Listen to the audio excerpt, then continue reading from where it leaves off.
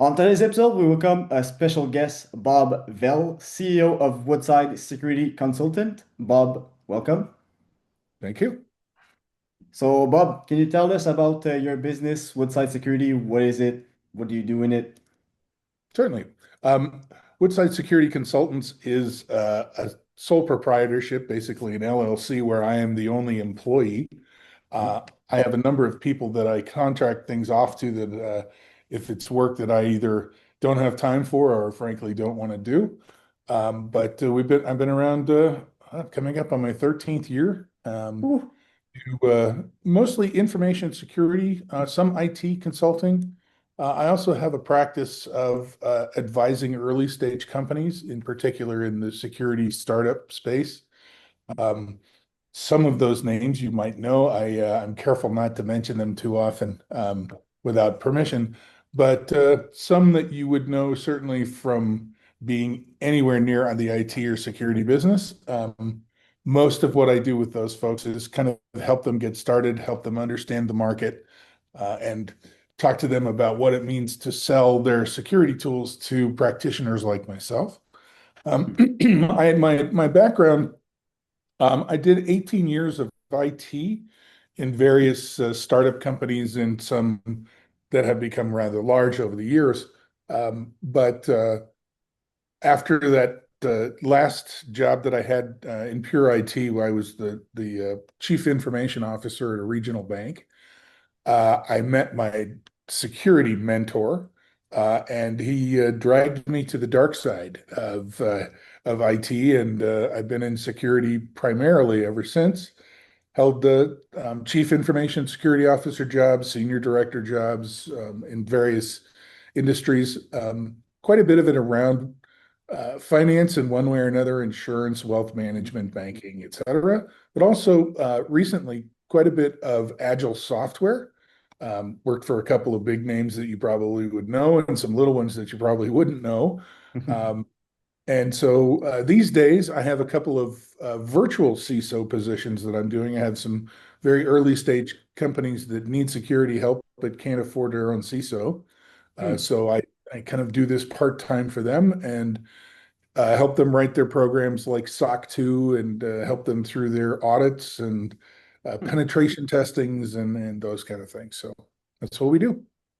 And what made you start that business? Did you saw like a lack of guide or lack of something that made you want to start it, or just your expertise was just making you And go in that it's a route for the great business? question. It's kind of a funny story. I'll keep it very short. But when I was doing IT primarily, Mhm. um, my wife had a client. She was cutting hair in those days. She had a client who had a computer problem and said, "Do you know anybody that can help with computer problems?" And she, of course, volunteered me.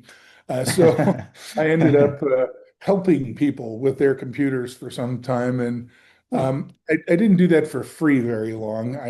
Since it's what I do for a living, it's kind of like if you're at a cocktail party with a doctor and you say, my arm hurts when I bend it like this. The doctor says, you should see someone about that. They don't try Yeah. to fix it for you. No. And so I ended up in a strange practice of just helping people. Hmm. The more that I did that, the more referrals I got, and the more people wanted me to do things for them. And um, over the years, I kind of got away from fixing PCs and laptops and those kind of things, and more into the, helping people get their companies started. But Mhm. it's been a journey more of not intention from the beginning, but as I've gone along, I've focused on things that I think that matter, and some of the companies that I've helped have made billions of dollars, and so that's kind of rewarding to see people that I've helped out from very early stage to make themselves exceptionally rich, Mhm. and successful, and their companies are all doing very well. So uh, Nice. I counted them the other day as I was preparing to have this conversation with you. There are 17 companies that I've helped. And of those Nice. 17, 15 of them are either still going or have been acquired by someone. So, Nice. And yeah. how was the challenge going from an IT guy to a business guy? Because sometimes you hear business and IT is so much too different. Like the IT is the skill and the business is another skills. So sometimes Absolutely. people doesn't have one or the other. So how was for you changing that from IT That's to a good helping question. business? I didn't get into doing IT until I was in my late 20s, and Okay. before that, I had done small businesses before for myself, so I knew a little bit about running a business.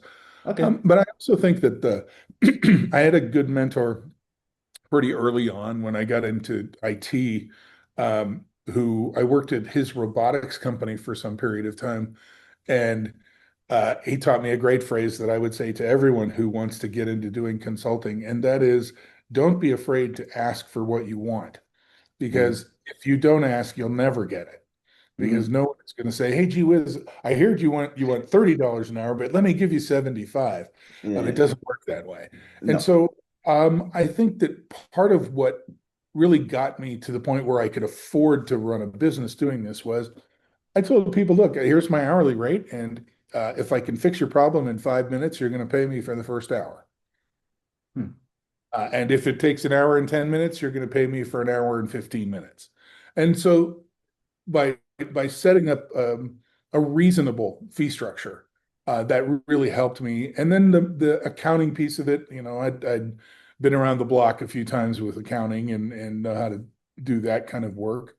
And because what I was doing was services, my costs were things like getting to and from wherever the work was, and in some cases, purchasing gear for people to replace things that were broken. But I always made even a small profit on those things. So, um, Hmm. good question. But for me personally, it was I didn't have a lot of operating cost. Mm. And even to Nice. this day, I have all my business probably cost me about $1,500 a month to run. It's really Hmm. just not That's very expensive. low. Yeah. Nice. So it's pretty easy to get some profit into that and just basically help Oh, right. people Yes. and put a price on Yes. it. Nice. So Well, you and said, nowadays I charge a fairly decent hourly. yeah, there you go. We're not gonna talk about that price, no. So you said you've been in the industry for 30 years. What's Yep. the big changes, the big shift you saw Oh, in those 30 years in cybersecurity? Yeah, it's probably still moving right now as this tech is absolutely. going so fast, but what's the biggest one you saw in the couple I, past years? I think that the things that are happening right now are the biggest things. Uh, Okay. AI in particular, Hmm. because it's become the shiny object that everybody wants, even if they don't know why they want it, they're sure that Yeah, they want it. I totally And agree. then the massive increase in cybercrime over the years and is continuing Hmm. to just accelerate. That there was a famous bank robbery in the United States in the 1930s.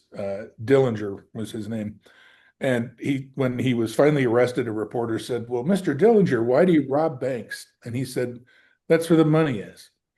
And so if you wonder why there's cybercrime, well, that's because where the money is. And so I would say that our ability to do things has increased exponentially. Moore's law talks about how the way that technology works is we build on the things that we do, but we also build on the top of the things that others do.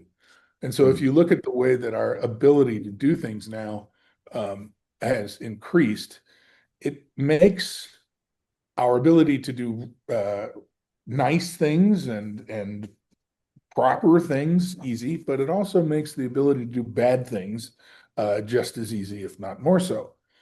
In security, there's a very common saying we say things like, uh, "Bad guys only have to be right once, and they succeed, and we have to be right every day, or we get beat by the Hmm. bad guys." Hmm. That's true. So that's kind of the underlying truth of what's gone on. But if you look at the proliferation of things like AI, which machine learning and the concept that you can now speak to your computer and say, "Write me an application," Hmm. and it'll do it. It'll write you Hmm. an application. I think those kinds of things have changed our perception of what it means to create and what it Yeah. means to use those tools. But we haven't matured enough as a society for those things yet. And so I think we have a long way to go. And I think we need Hmm. to in terms of being careful and being thoughtful about this. Being first and going fast in business is a very simple thing to understand. Usually, first person Hmm. to market with a particular thing wins. But there are a lot of programs out there now, applications of one kind or another, that were written by machines, and the humans who produced them have no idea how they work. Hmm. And so there is, from a security perspective, there is risk in that because if they don't know how they work, they have no idea how to secure them either. And so Hmm. that it's a possibility there. I would say the next set of things that is coming are going to be the AI that writes AI that writes programs. And we'll have this Got it. abstraction layer that removes the humans from everything. Hmm. Um, I'm not worried about Skynet and the machines trying to kill us all Hmm. because the I in the AI is intelligence, and it's a misnomer for what AI actually is. Computers are binary things. Their decisions are made with yes or I don't understand. That is the only things that they really understand. And therefore, they don't Hmm. have insight and they can't dream and they can't there's all of these things that they're incapable of, which have driven humans to do good and bad things. But Hmm. computers, they will just continue to build on what they know at a speed that we can't even begin to imagine. So I would Hmm. say that those two things, the proliferation of AI and the loss of human understanding of what's coming out of AI are the two biggest things in terms of security.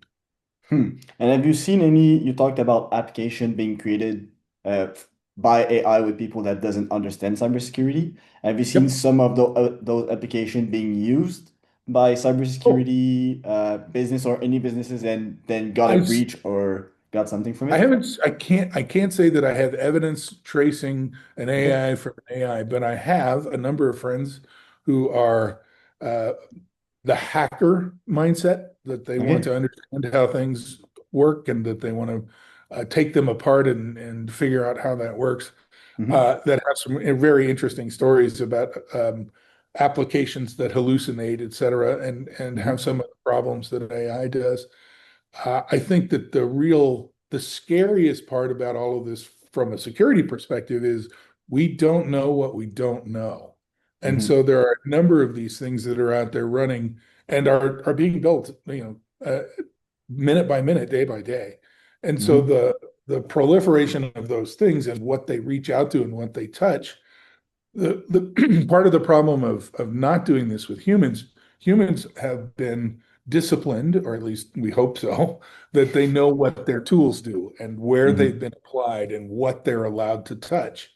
But in many cases, AI applications that are built without humans actually really understanding what they do are often built to run on the credentials of the people who tell Chat GPT or whatever their particular tool is, build me a thing that does the following. Hmm. And here's my credentials so that you can make that work. And so we have this identity problem that also goes along with AI that is spreading faster than is even imaginable because those tools, if you don't give them the credentials to reach the data that they need, are useless. But people are not very good at creating non-human identities in a controlled manner. And so if Hmm. you're an administrator in a system and you write an AI to do your work for you, you're essentially turning over the credentials that you have been Hmm. granted for those things to a tool that is going to do whatever it is it's decided you wanted it to do. Hmm. Um, Lastly, I'll say this is that if you break down what AI started as and still is underneath, it is a question and response loop.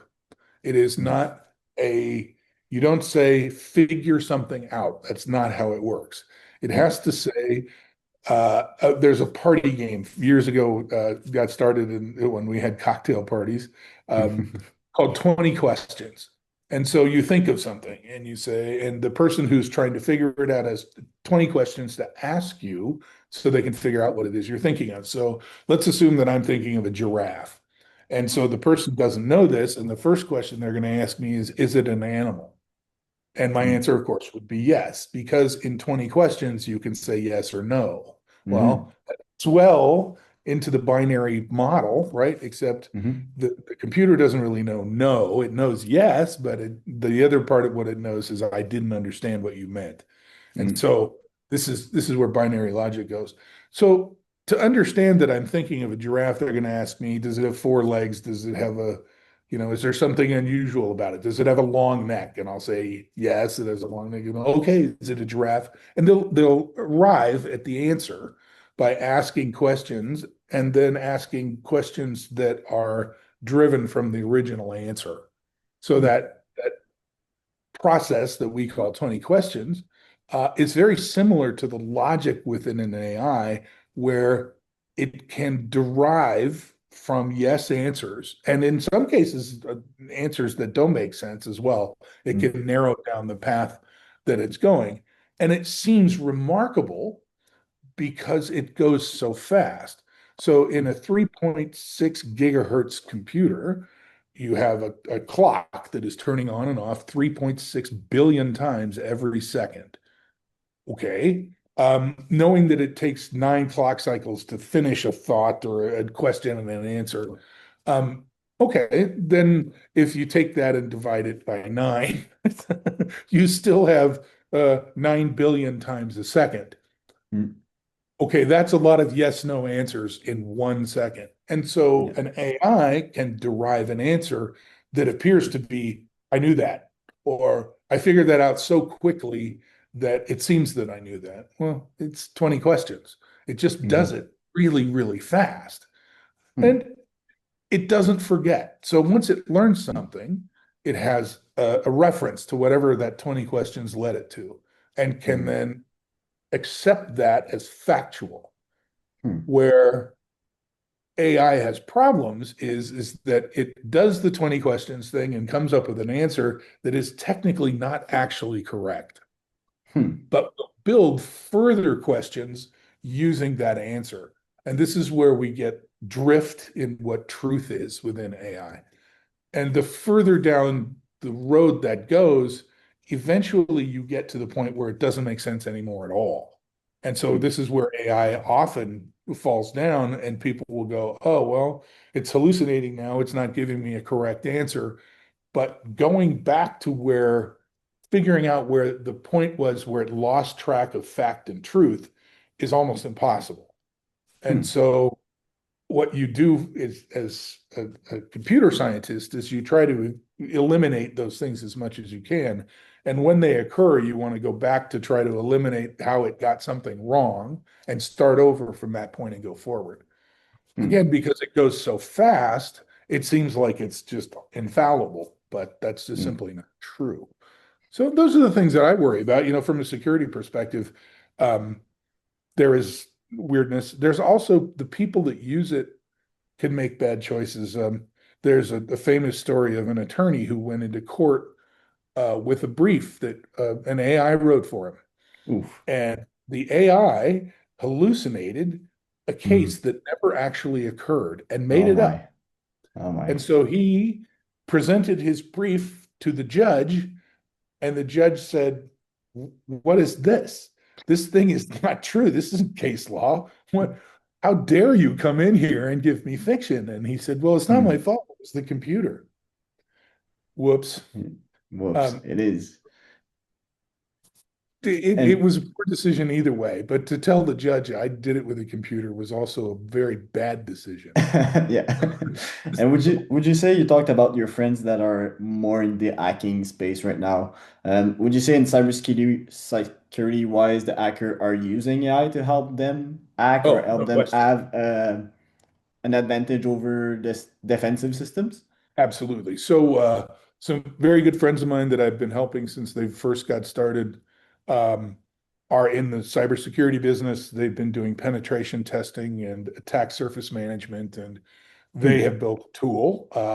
They've recently gone to market. I won't give them the plug here, but They're two founders. One is a very famous hacker. Those of you who know hackers would understand if I told you his name. I'm not going to. And the other is a great businessman and been in the security business for a long time. They Hmm. have a tool. They took the hacker knowledge from their founder and another team of people that he's trained in really very clever, understand how programs work and how um, hacking can take advantage of vulnerabilities, et cetera. And they've programmed a tool to do automated testing of application security. Yeah, And then. so what this means is they've taught it the questions to ask and what to do with the answers. And Hmm. now it can do it at that ridiculous speed that AI can do. And then they can discover the vulnerabilities that are inherent in programs that humans write and that frankly that AI writes and in configurations of systems and privileges that are improperly done, et cetera, et cetera. And Hmm. by running tools continuously against an environment. It isn't so traditionally we used to do pen tests at least once a year. Well, if it's only once a year that you look at your environment to see if it's hackable, um, for the next couple of days, you have things to fix. But if you're Yeah. waiting another year to figure it out, somewhere about 2 weeks after your test was done, you were hackable again. And Hmm. so, what their philosophy, and a lot of people are pursuing this now, is continuous Hmm. penetration and attack surface management. And so this is another one of those things that on the good side of things that you can do with AI is that you can do continuous testing and get past the idea that you can only afford to do a pen test once a year because, this was not a cheap undertaking and people needed to do it. But Hmm. also, if you use tools that expose the things that are wrong with your systems, you need time to fix them. Hmm. And there are some fairly famous tools out there that were really good at this very early on. I experimented with a couple of them. One of them, I turned loose on an environment that I was in charge of, and the report came back. I had 600 items to fix. Oops. Okay, right, yes. So we got to it, and 6 months later, we were, had resolved those things. But Hmm. depending on what they are, they can be one, very expensive and two, very complex. And if Hmm. you don't have staff and you don't have funding, well, now you know that you're vulnerable to attack, but you can't do anything about it. That's the Hmm. worst place to be. And you can't just close your eyes and go, okay, well, I'm sure it'll be just fine. It won't be. Hmm. And so what you're to the last part that I wanted to answer to your question is there are people who are turning AI loose to do this, not for the benefit of customers, Yeah. but to discover things that they can attack and that they can Hmm. take money from and that they can learn all kinds of interesting intelligence. For example, people are still the weakest link in all security. Hmm. So the most successful and frankly the most harmful bad guys are actually doing this kind of research against people. And Hmm. then they take advantage of those people because they will make mistakes and they will accept an untrue story because they don't know any better. Hmm. And when uh, there's a bunch of news out right now about a scam that's been running for several years, but is now starting to get taken down, um, was robbing people of their life savings. And Hmm. what the bad guys were doing is they were researching the right targets, and Hmm. then uh, they had a whole strategy to attack those people. They weren't necessarily hacking systems; they were hacking people. Hmm. And so that's the other piece that we should all think very carefully about with AI. Hmm. And having all that technology growing as the offensive part, how does because you consult with small businesses or medium businesses, how do those small companies stay ahead of threats and are able to deal with those offensive attack going into defensive for a business? Very, very good question. I think what's true about security is that if you know what you have, you can protect it. If you Okay. don't know what you have, you can't protect it. And so Hmm.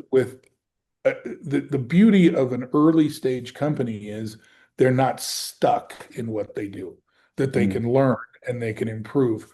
For example, if uh, I would say in my experiences, almost every single company except say a plumber who is not running a big plumbing company, but just as a plumber, he probably has an email account and a Hmm. Quicken account so that he can do his books and those kind of things.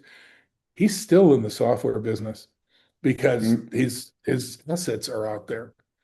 Hmm. Whereas if you're a business like a bank or a credit union or name your favorite small business, you're also in the software business because you are creating systems and you're applying privileges and you're putting data out there. And so Hmm. every one of those people and their businesses have to consider what the value of the things they have are and then Hmm. prioritize protecting those things. So Hmm. I like the software example because intellectual property, the application that you write that may change the world, there's lots of those going on all the time. If you don't protect that, someone takes it from you. It's just that Hmm. simple. And you may have the greatest piece of software ever written, but you won't own it because someone will take it from you. And so we all Hmm. start from a security perspective with if you have intellectual property, it has to be stored somewhere and pay attention to those things. Don't let anonymous accounts occur. Don't let people share their passwords. Um, Hmm. I hear a lot of early stage companies whining about, well, I can't remember a 24 character password. No, you can't. That's right. Which is why you have a password vault. And so Hmm. you don't need to remember those passwords. You need to authenticate to the password vault, and it will give you back that complex password. And Hmm. so your password won't be guessable, and you've solved the problem. And as long as you're willing to use the tools intelligently, we can help you. But if you're not familiar with the term rainbow table, it's a very old invention. Uh, People had 5, 6, 8 character passwords. Okay, and many of them contain dictionary words. And so the enterprising hackers of the day created a table with all of those common passwords, and they would run their table against your database or your authentication mechanism until it went, yep, that's the one. Hmm. Okay. There was a time when the most common password was password. Yeah. And then people got really smart. They decided that the two S's in PASS should be PA dollar sign dollar sign, and Oh. that'll make it much more secure. Hmm. Well, maybe for 30 seconds, but Yeah. that invention of the rainbow table, it was a very simple thing for a hacker because the possibilities were small. When you get into 24 characters with upper and lowercase letters and numbers and special characters and that length, no one's guessing that password. No one's Hmm. going to even be able to grind away at that password in any reasonable amount of time. And it's a very simple thing to do. The tools will generate those passwords for you and then Hmm. save them. You Yeah. need to remember a password, which is the way into your password vault, and then your password vault will manage the rest of them. So things like that, very simple for companies to do. The Hmm. other thing is that people are told follow policy, but they're not necessarily taught why. And human Hmm. beings do better when they understand why. I always use this example when I talk about this. When you're a child, your parent will say, "Don't touch the stove." And the, Hmm. the reasoning is it may not be hot this time, but you won't know when it's hot. And so Hmm. if you never touch the stove, you're not going to get burned. That's pretty good advice, really. But humans being humans, every kid I've ever met touches the stove. Hmm. That's all you learn. Exactly. And if it's hot, then they get burned. Yeah. And And so with humans, you kind of accept the fact that, okay, they're going to touch the stove. Hmm. If your kid touches the stove every day, buy them a helmet because they're going to need that. Yeah. But humans do the same kinds of things. They're told, don't do this, and they do it. So, again, I think so much of this is we have these cyber education programs we do with people and how to recognize phishing attacks and why you don't want your password to have dollar signs password in it and this basic understanding that it is everyone's responsibility to secure what they do. Never share your password. Don't write it on a piece of paper and stick it under your keyboard. There's all of those things that humans have been doing all this time, and which is why I say that hackers are going after people. Hmm. I'll give you one more example: the invention of the firewall. Um, we used to think of our environments like a castle. In the old days, going way back, you had a stone building with a moat around it that was deep and maybe had alligators in it or snakes or whatever.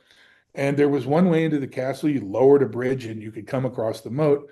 And if you were attacking, then they had things like boiling oil and they'd pour over the Hmm. wall.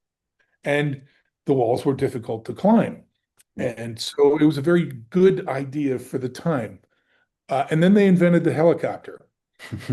And so now they fly over, they hover, and they fast rope into the middle of your castle, and you're done. You're Yeah. not you Hmm. and this is the thing about technology, right? So back in the day, we had the firewall concept, which was like the castle. There was a thing around the outside of you, and people started beating firewalls because they had to. It was, the thinking of the day.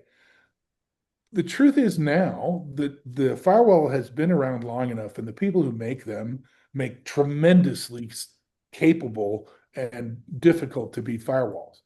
And so, from a hacker's perspective, they've given up on the firewall. They're not trying to kick the firewall down and break their way into the network like that because it's not worth their time. The technology has gotten so good. What they will do is they will send you an email that says, "Hey, this is Bill from IT. I need your password." Hmm. They don't Yeah. need to kick down the firewall. They come through the firewall as Bill because Bill Hmm. gave up his password. Yeah. Does this happen still?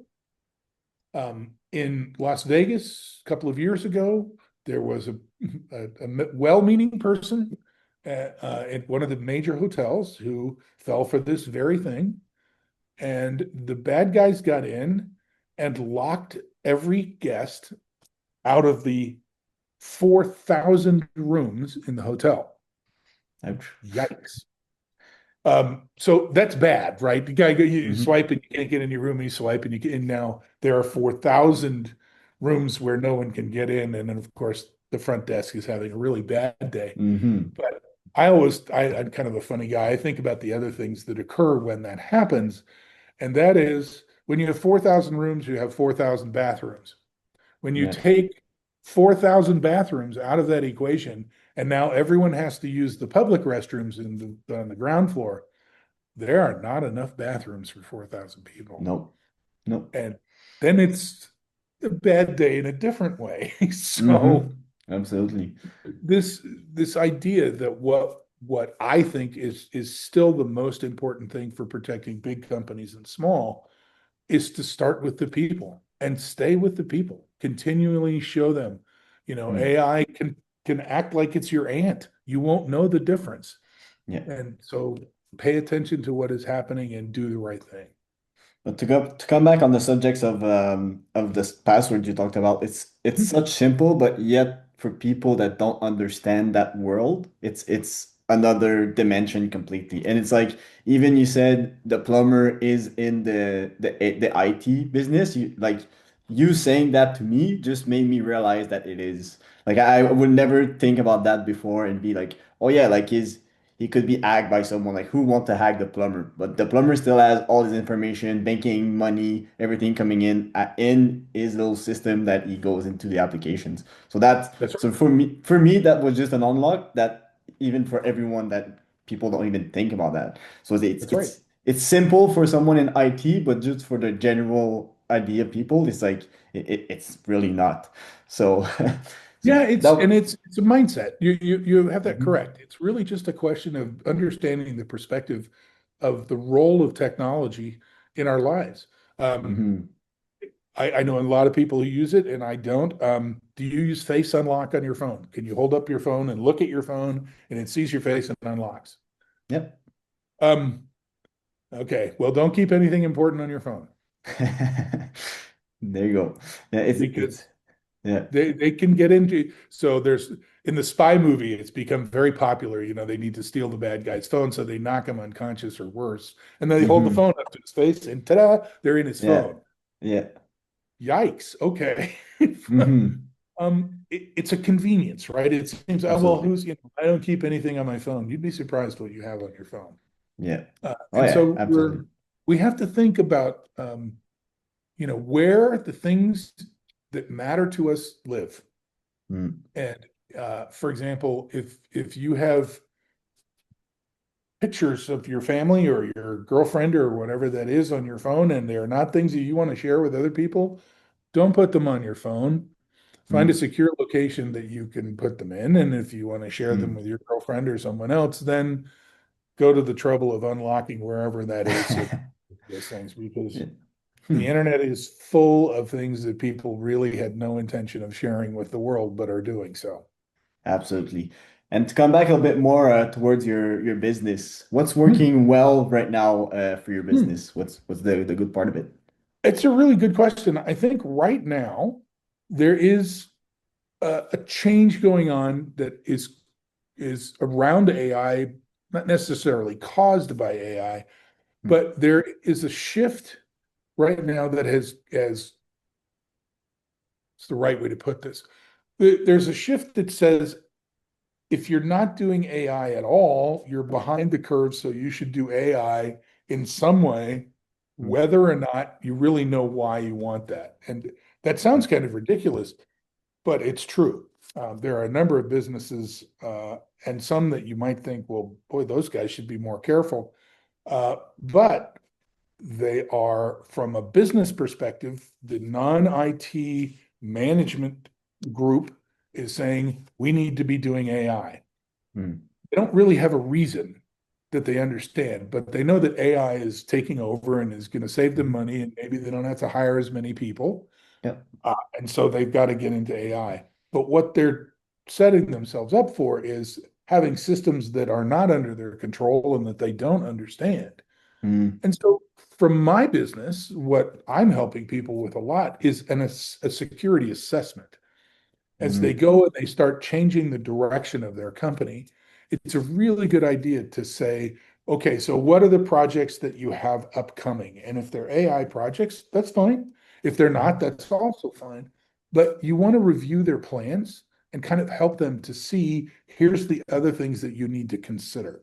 mm, And then for folks who have implemented systems but haven't done the penetration testing and the kind of, okay, now it's up and running and now it's in my business, it's really important for them to at least annually, and I say quarterly, but at least annually, look at those systems and validate that they are in fact secure and that the people who are supposed to be in those systems are the only people that are in those systems. And then is the data that is in those systems as secure as you think it is? Um, we're all going to be wrong about that one very shortly. mhm, You and I have talked a little bit about this, and I'll give you just the quick brush past it because it is one of the things I'm very interested in, and that is quantum. mhm, Quantum computing is parallel in a massive way. And so instead of having 50 questions for one computer to answer, you have one question and 50 computers to answer that mm, are hyperspeed, uh, capable of doing what we think of as AI, but as that building on the answers from previous questions, that sequential learning. And therefore, when we look at the way that we're securing things with our encryption technology, when quantum becomes regularly available, it will break the encryption algorithms that we are currently using right now. mm. Um, that's a bad day for a lot of people, but for a Yeah. bunch of interesting reasons. And the one that I always focus on now with my clients is, what do you have stored right now? And what are you using to store that encrypted now? Because what is occurring, uh, particularly at the nation state level, is what's called the steal and store. They steal encrypted data, but have no intention of even trying to decrypt it.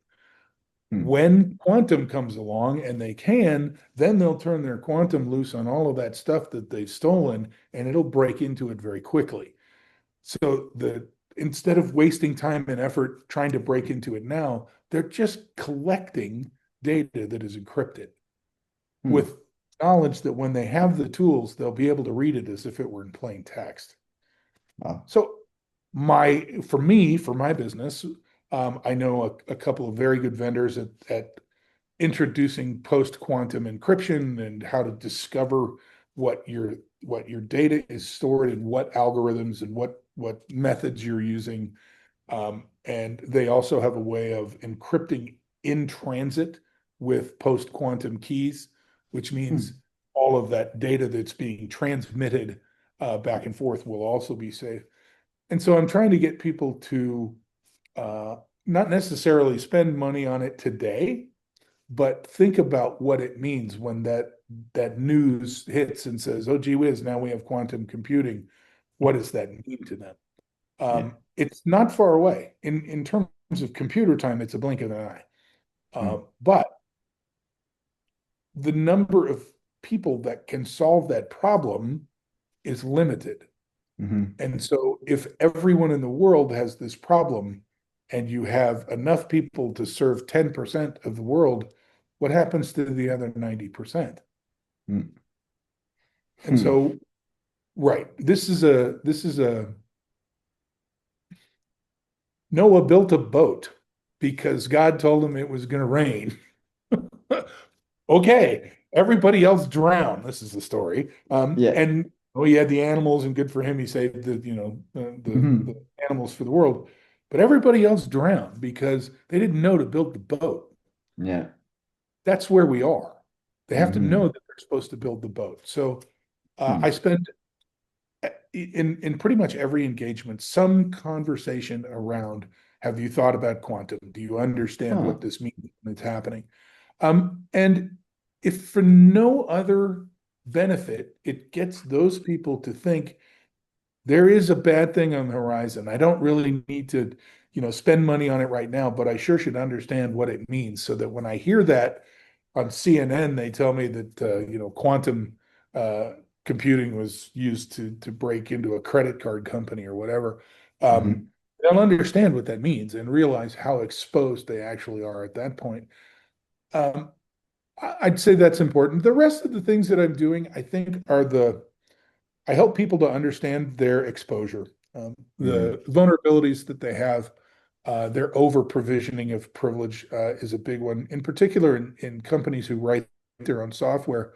Um, there is, especially in development groups, there is this over provisioning that occurs. Everybody is an owner and has access to all of the source code and all the branches. And if you use some simple tools, you can actually audit what people are doing.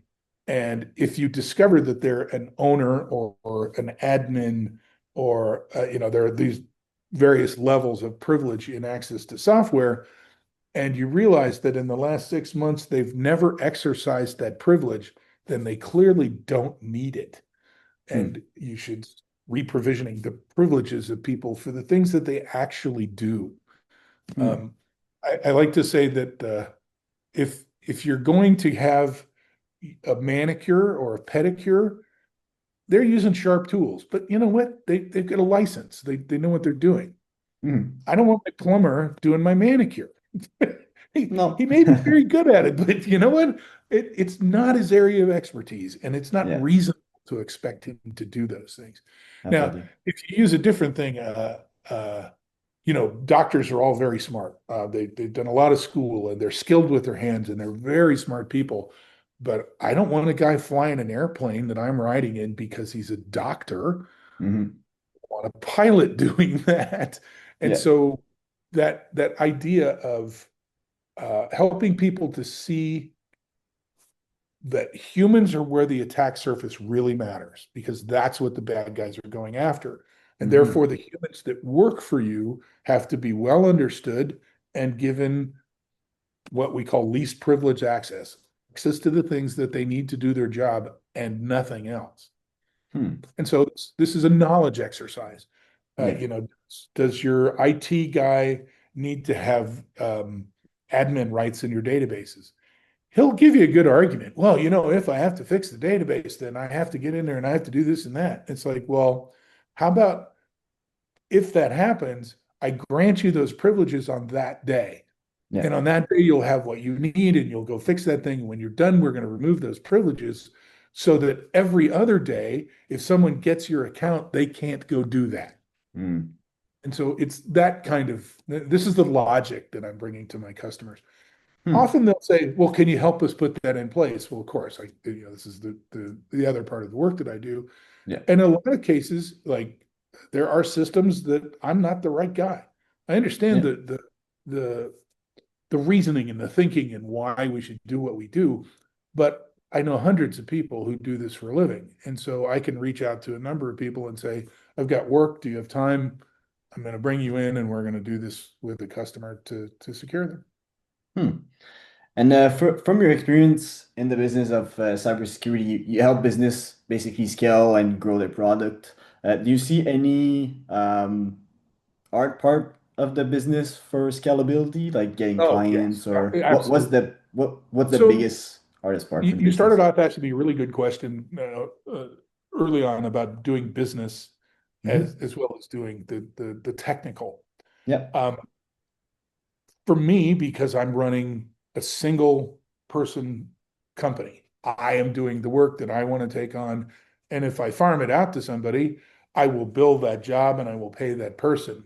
And that's Hmm. the business part. Yeah. Uh, but scaling with employees and the more people you bring on, you have, benefits and employee relations and retirements and Mm. have more credentials to manage and you have more privileges that people have in your systems. And eventually, you have to really start managing yourself as if you're a client of your own so that you remain Mm. secure enough with the business that you build. I have a number of colleagues and other consulting companies that I work with who are in this very boat that they've built a very successful practice and they have hundreds, if not thousands, of consultants that work for them. The big consulting firms have thousands of them. And so they have this problem both internally and externally where they have to manage the security of their business. The way Yeah. that I've chosen to do it is that my intention was never to become a Silicon Valley billionaire running my security company. It was to do the work that I love and to make enough of a living so that I could afford the lifestyle that I want. Hmm. Um, and I've achieved that. And to me, I think if I didn't love this work so much, I probably would do something else. Hmm. When I was a young man, I flew helicopters for a living. And if I could make a living doing that, I would probably still be doing that. Yeah. So it's a matter of scaling is important, but you have to understand what it means from a business perspective.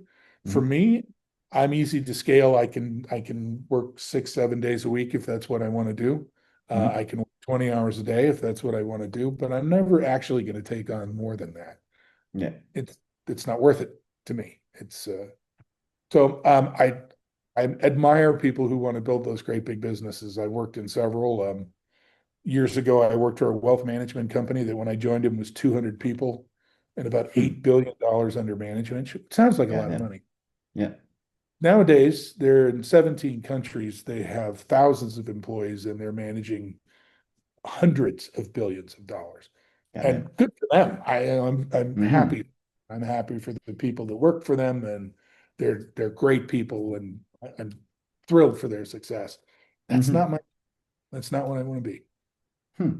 And thinking about where you're not want to be. So is there any goals you have for your business in the next 6 to 12 months, or is Oh, just sure. Yeah. or is just staying on the same level and then I, how's what's the vision? yeah.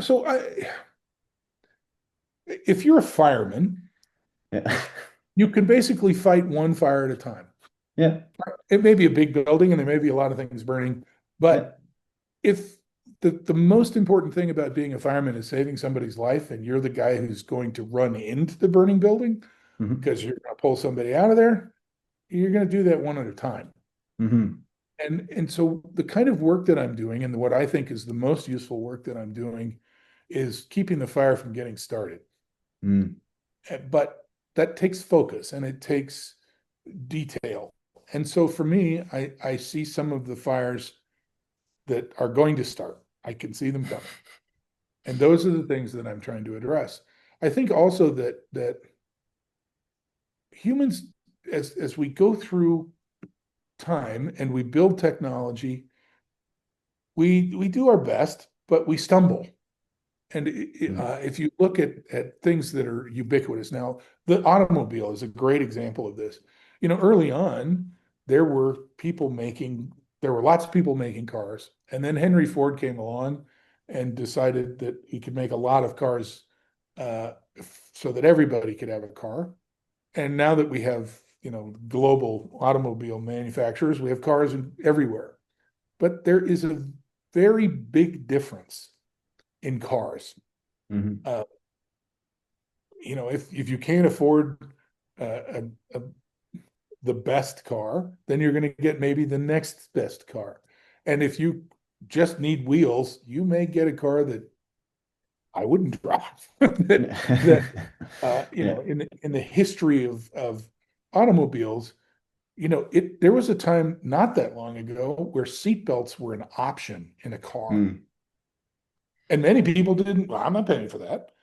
Hmm. Okay, well, turns out that they save your life, you know. Eh. And Yeah. so, right, exactly. So I think that technology is the same thing, is that, when the Wright brothers first flew an airplane, that was an impressive feat. They figured it out, and good Hmm. for them. That's really great. But you wouldn't want to ride on that thing today. Mm. You certainly wouldn't want to try to take one to Europe. Yeah. Nope. That's not going to work. And so it's the same basic idea. It is the how do we get from where we are to where we want to be and survive it, Hmm. and get to the point where what seems to be trivial really isn't, but because we're good at it, it seems to be trivial. And I'm Hmm. hoping that as we go forward, that I can help the people that I'm working with to see a little bit further out in front of how much they're going to sell this year, or what does it mean when they add a new feature, or they add a new team, or they bring on a new client. And if their client, um, who's bought their software, is careless and is going to blame the company that I'm helping for a loss of their data because they're careless, and it may have gotten lost through the tool that I'm helping the people who build that tool. It's to help them to see that the risk in doing business is technical, certainly, is the people risk, is the social risk, is the basic idea that you can be the healthiest person in the world and step off the curb and get hit by a bus. Hmm. It's not about you. It's not about the things that you can do. It's what you can consider might happen, and take reasonable steps not to get hit by the bus. Hmm. Hmm. Nice. So before we finish, is there anyone anywhere that people can come and get more information or reach you if they want business with your company or Certainly. anything Yeah. like that? The my website is uh, Woodsec. That's WOODSEC.io. There's contact information there. You can reach me by leaving a message there. My email is there. Um, so yes, if they're interested and they I do all kinds of interesting things. I've done speaking engagements, and um, I like the idea that if somebody is looking for help, if it's Mm, something that I can help them with, I want to. mhm, If I know a better person to help them, then I'll point them in that direction. mm. Nice. I like this mindset. So thank you, Bob, for your time and your mindset and your expertise. Really like the talk and excited to see where Woodsec is going for your next goals. Thank you, Nick. Thank you. Great to meet you.